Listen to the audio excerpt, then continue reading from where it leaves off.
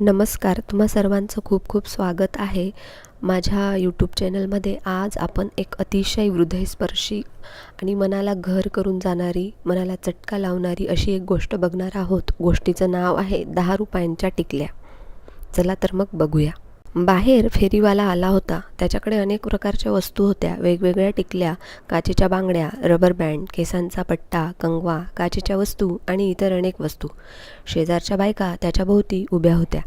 पाटील आजोबा गेटवर काठीला टेकून बराच वेळ उभे होते. महिलांचा जमाव पांगताच आजोबा आपल्या काठीला टेकून फेरीवाल्याजवळ पोहोचले आणि त्याच्या मालाकडे पाहू लागले. कदाचित ते काहीतरी शोधत होते. कधी डोकं उंच करून बघायचे, कधी खाली बघायचे.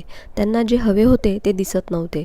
फेरीवाल्याने आश्चर्यचकित होऊन त्या वैतागलेल्या आजोबांना विचारले, "बाबा, तुम्हाला काही हवे आहे का?" पण आजोबांनी ते ऐकून त्याकडे दुर्लक्ष केले.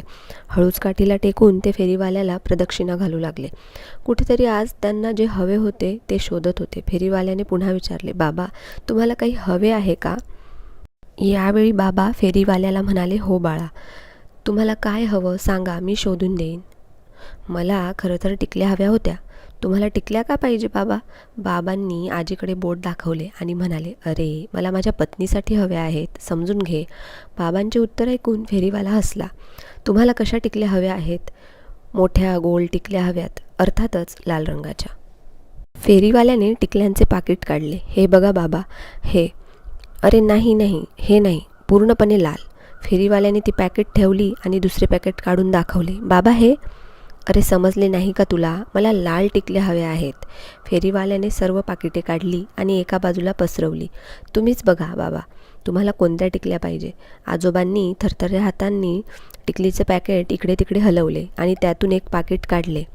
"हो हो, हेच हेच." बाबांच्या हातातले टिकलीचे पाकिट पाहून फेरीवाला हसला. बाबांनी मरून रंगाची टिकली पाकिट उचलली होती. "कितीला आहे?" "10 रुपयाला आहे बाबा." "ठीक आहे." किंमत ऐकून बाबांच्या काळजात धस्त झालं. तरीही ते म्हणाले, "ठीक आहे, मी आज जाऊन घेऊन येतो." आजोबा काठीला टेकून वळून निघून जाऊ लागले. तोपर्यंत सून घरातून येताना दिसली. तिला पाहून आजोबा म्हणाले, "अगं सूनबाई, मला 10 रुपये दे, मला ते फेरीवाल्याला द्यायचे आहेत."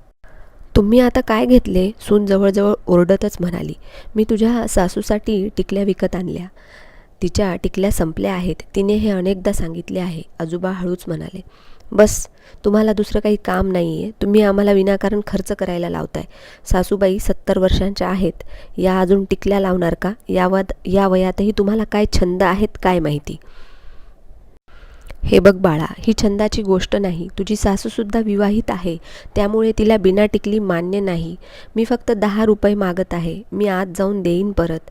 "कुठून देणार? मी जे पैसे देईन ते माझ्या पतीची कमाई आहे. माझ्याकडे पैसे नाहीत." असे बोलून सून बडबडत आत आली.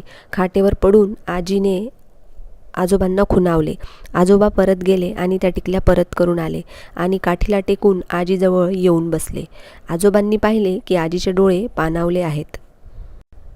"माफ कर सुमन, तुझी छोटीशी इच्छाही मी पूर्ण करू शकलो नाही." "ते राहू देत हो. बिचाऱ्या सुनेला पण घरखर्च चालवायचा ताण असतो. मनावर नका घेऊ तिचं बोलणं. त्या साध्या टिकल्याच तर होत्या ना."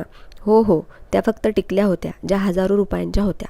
आजोबा उपहासाने हसत म्हणाले, "तुम्हाला मला टिकल्या द्यायच्या होत्या ना? एक काम करा, देवघरात जा आणि कुंकू आणा आणि लावा. पण आज स्वतःच्या हाताने कुंकू मला लावा." आजोबांनी आजीचे म्हणणे ऐकले आणि नंतर काठीला टेकून देवघरात गेले. काही वेळाने आजोबा कुंकू हातात घेऊन आजीजवळ पोहोचले. "हे सुमन, उठ, मी तुला कुंकू लावून देतो." पण आजीची काहीच हालचाल दिसली नाही. आजोबा पुन्हा म्हणाले, हे सुमन, तू झोपलीस का? तुला मोठी लाल टिकली लावायची खूप इच्छा होती ना? बघ, मी कुंकू आणले आहे. आता मी मोठी लाल टिकली लावून देतो, पण तू बस बरं." पण आजी पूर्णपणे निवांत पडून होत्या. अंगात हालचाल होत नव्हती. आजोबांचे हृदय धस्त झालं. कुंकू हातात घेऊन ते आजीजवळ बसले. डोळ्यातून अश्रू वाहत होते, पण एक शब्दही उच्चारला नाही त्यांनी. आजी गेली, कायमची.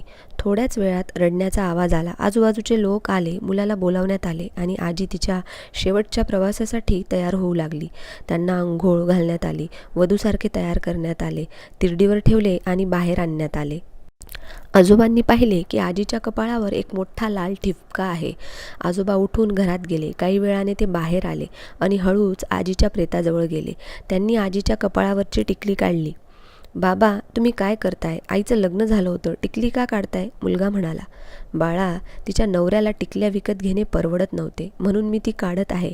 हे ऐकून सगळेच थक्क झाले. सुनेने शरमेने मान खाली घातली. सर्वजण पाहत होते. आजोबा हातात आणलेल्या कुंकूने आजीच्या कपाळावर मोठी लाल टिकली लावत होते. काही वेळाने सून जोरात ओरडली.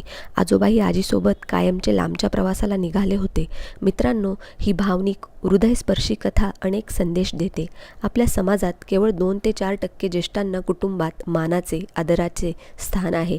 एकत्र कुटुंबाचे विभक्त कुटुंबात रूपांतर होणे, नातेसंबंध संपुष्टात येणे, पैशांची आंधळी शर्यत आणि मुलामुलींना शिक्षण घेऊन अधिक ज्ञान आणि हुशार असल्याचा खोटा अभिमान, पुस्तकी ज्ञान असले तरी व्यावहारिक ज्ञान नसणे हे यामागचे मूळ कारण आहे. कृपया आपण सर्वांनी एक छोटासा प्रयत्न करूया. आपल्या घरातील वडीलधाऱ्यांचा योग्य आदर करा. प्रत्येकाला एक दिवस म्हातारे व्हायचे आहे. तुम्हाला जर ही गोष्ट आवडली असेल तर माझ्या चॅनलला लाईक करा, शेअर करा आणि सबस्क्राईब करा. धन्यवाद. पुन्हा भेटूया अजून अशाच एका नवीन गोष्टीसोबत. धन्यवाद.